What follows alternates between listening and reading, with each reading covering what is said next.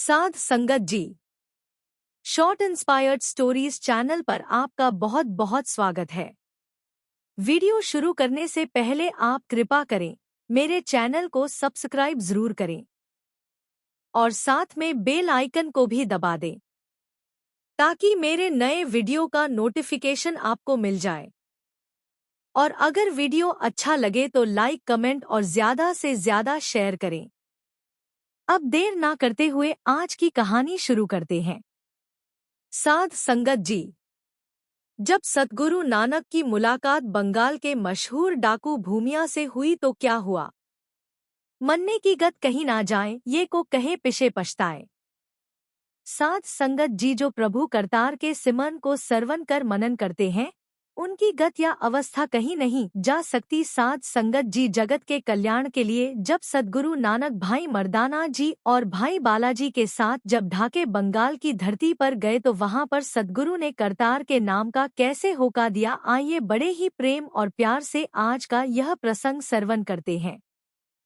साध संगत जी, जब सद्गुरु नानक संसार के उद्धार के लिए भाई मर्दाना जी और भाई बालाजी के साथ ढाके बंगाल की धरती पर गए थे तो वहां पर सद्गुरु नानक की भेंट वहां के मशहूर चोर भूमिया के साथ हुई। तो सद्गुरु नानक ने उससे पूछा कि भाई तू क्या काम करता है। तो भूमिया चोर ने सब कुछ सद्गुरु नानक को बता दिया कि महाराज जी, मैं एक चोर हूँ, दिन रात चोरी करता हूँ और चोरी करना ही मेरा कर्म है।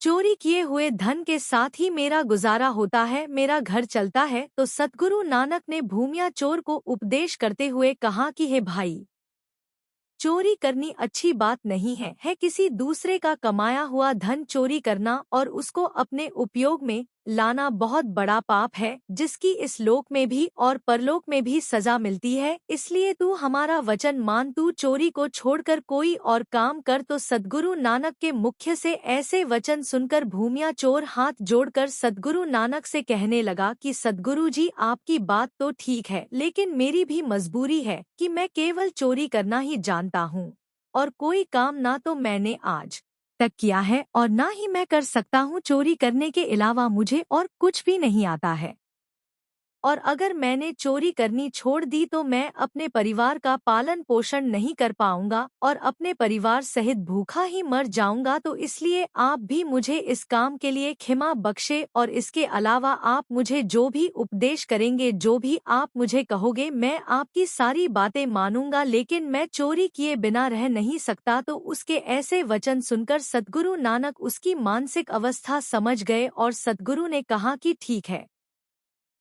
अगर तू चोरी करना नहीं छोड़ सकता तो तुझे हमारे 3 वचन मानने होंगे। तो भूमिया ने सिर झुकाकर कहा कि सद्गुरु जी, मैं आपके तीनों वचन मानने के लिए तैयार हूँ, आप जी हुक्म करो। तो सद्गुरु ने कहा कि पहला वचन है कि तुझे हमेशा सच बोलना है और दूसरा गरीब मार नहीं करनी और तीसरा वचन है कि किसी का नमक खाकर हराम नहीं करना। तो सद्गुरु के मुख से तीनों वचन सुनकर भूमिया ने सत्य वचन कहकर तीनों वचनों का पालन करने के लिए कहा और सतगुरु नानक से तीनों वचनों को निभाने का वादा किया। तो सतगुरु नानक भाई भूमिया को उपदेश देकर और वहां पर मौजूद संगत को दर्शन देकर आगे चले गए। तो उसके पश्चात भाई भूमिया अपने रोजाना कर्म के अनुसार चोरी करने के बारे में सोचने लगा कि चोरी तो करनी ही है, परंतु सद्गुरु के दिए हुए वह तीनों वचनों का पालन भी करना है, क्योंकि सद्गुरु ने कहा है कि गरीब मार नहीं करनी। इसलिए राजे के महलों के अंदर ही चोरी करनी है, वहां पर ही चोरी करनी बनती है। अगर किसी और के घर चोरी की तो कहीं गरीब मार ना हो जाए। तो भाई भूमिया चोरी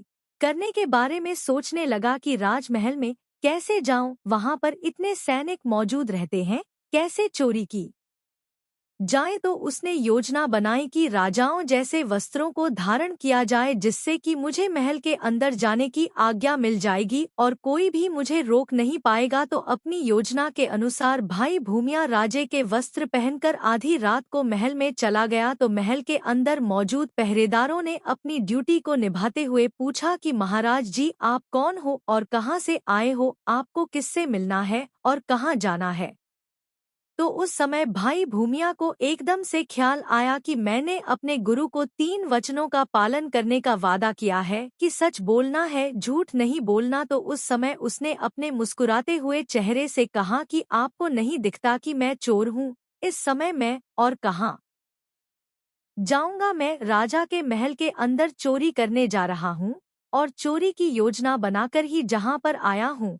तो जब पहरेदारों ने ऐसे वचन सुने तो वह सोचने लग गए कि हो सकता है कि यह किसी नजदीक प्रदेश का राजा हो और हमारे राजा का मित्र हो, इसलिए तो यह मजाक में ऐसे बोल रहा है। और अगर हमने इसको रोक लिया तो कहीं सुबह होते ही इसकी खबर हमारे राजा को ना मिल जाए कि हमने उनके मित्र को उनके महल में जाने से रोका और उसके पश्चात वह हमें कोई सजा ना सुना दे। तो यह सोचकर वह पहरेदार कहने लगे कि महाराज, हमें क्षमा करना कि हमने आपसे प्रश्न किए, लेकिन यह तो हमारा फर्ज था, हम तो अपनी ड्यूटी कर रहे थे, इसलिए आप हमें क्षमा करें और आप महल के अंदर जा सकते हो। तो भाई भूमिया बड़े आराम से महलों के अंदर चला गया। तो जब महल के अंदर गया तो उसने देखा कि सभी सोए हुए हैं। तो उसने पूरे महल को जांचा, कीमती सामान, हीरे जवाहरात, धन पदार्थ और गहनों की गठियां बांध ली और इसी तरह खोजता खोजता महल की छत पर चला गया और वहां पर एक बर्तन पड़ा हुआ था। और जब उसने उसमें हाथ डाला तो उसने देखा कि उसमें कोई पदार्थ मौजूद है। तो जब उसने उसको हाथ में लिया और देखा और अपने आप से प्रश्न किया कि यह क्या है, तो जब उसने उसको चख कर देखा तो उसने पाया कि यह तो राजे का नमकीन चूर्ण है। तो उसको ध्यान आया कि मेरे गुरु का वचन है कि किसी का नमक खाकर नमक हराम नहीं करना, इसलिए अब मुझे यहाँ से चोरी किया हुआ माल यहाँ से नहीं लेकर जाना चाहिए, क्योंकि मेरे गुरु का मुझे यही हुक्म है। तो गुरु का हुक्म मानकर भाई भूमिया ने वहाँ से कुछ भी नहीं चुराया और खाली हाथ वापस आ गया। तो दूसरे दिन जब सुबह हुई तो महल में सब कुछ इधर उधर बिखरा पाया गया, कीमती सामान की गठियां बांधी हुई पाई गई और जांच करने पर पता चला कि कोई चोरी करने की योजना से यहाँ पर आया था। लेकिन हैरानी की बात यह है कि अपने साथ लेकर कुछ भी नहीं गया। ऐसा चोर कौन हो सकता है? तो जब राजा ने रात को पहरा देने वाले पहरेदारों से पूछा तो उन्होंने बताया कि महाराज जी, रात के समय राजाओं के लिबास में, राजाओं की पोशाक में एक व्यक्ति आया था और हमने उससे पूछा था कि आप कहाँ जा रहे हैं और आपको किससे मिलना है। तो उसने कहा कि मैं एक चोर हूँ और चोरी करने की योजना से यहाँ आया हूँ। लेकिन हमने उसको आपका मित्र समझा और उसके वचनों को मजाक समझा और उसको अंदर जाने की आज्ञा दे दी और वह कहने लगे कि महाराज, हमसे गलती हो गई, हमें क्षमा बख्शे। यह काम उसी का हो सकता है, उसके अलावा और कोई भी अंदर नहीं आया। तो ये सुनकर राजा ने हुक्म किया कि चोर को ढूंढा जाए और उसको मेरे सामने पेश किया जाए। तो राजा का हुक्म पाकर सैनिक नगर में चले गए और उसकी तलाश करने लगे। जो भी उनके सामने आता उसकी कुटमार करते और उससे चोर के बारे में पूछते। तो इस तरह पूरे नगर में गरीब मार होने लगी। तो दूसरी तरफ भाई भूमिया को भी इस बात की खबर हुई और वह सोचने लगा कि उसकी गलती के कारण गरीब और निर्दोष मारे जा रहे हैं। और भाई भूमिया को सद्गुरु का वचन याद आया कि गरीब मार नहीं करनी, परंतु वह सोचने लगा कि ये सारी गरीब जनता तो मेरी गलती के कारण ही मारी जा रही है। तो अपने आसपास ऐसा होता हुआ देख भाई भूमिया राजा के दरबार में चला गया और वहां जाकर भाई भूमिया ने अपना जुर्म कबूल किया और वह महाराज से कहने लगा कि हे महाराज, आप इन निर्दोष गरीब जनता को छोड़ दो, आपका दोषी मैं हूँ।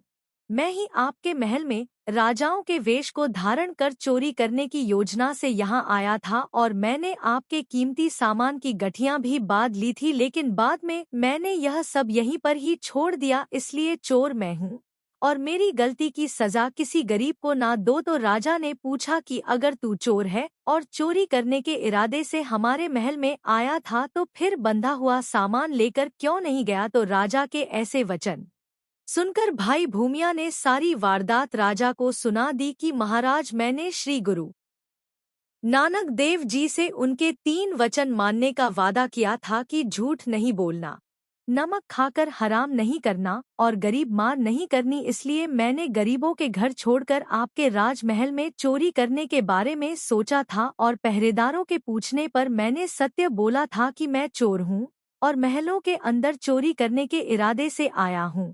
जब मैं आपके महलों के अंदर गया और वहां पर कीमती सामानों की गठरियां बांध ली और उसके बाद जब मैं महल की छत पर गया वहां पर आपका नमकीन चूरन पड़ा हुआ था तो मैंने उसको चख लिया, तो उसके बाद मैंने अपने गुरु के वचन के अनुसार नमक हरामी नहीं की और सारा कीमती धन मैंने वहीं पर छोड़ दिया। तो ये सुनकर राजा सारी बात समझ गया और यह भी समझ गया कि अगर इसको महल की छत पर पड़े नमकीन चूर्ण का पता है तो यही आदमी रात के समय महल के अंदर आया था और यही असली चोर है। तो उसकी इस वारदात को सुनकर राजा बहुत प्रभावित हुआ और सोचने लगा कि भले ही ये चोर है लेकिन यह अपने गुरु के वचनों को मानने के लिए कितना पक्का है और कितना वफादार है। तो राजा ने उसकी गलती को माफ कर दिया और उसकी गलती को माफ कर उसे अपना वजीर बना लिया। तो ऐसे उसकी चोरी करने की आदत भी छूट गई। उसके पश्चात वह हर रोज गुरु के नाम को सिमरता और दिए गए शब्दों का उच्चारण करता। तो उसकी ऐसी संगत के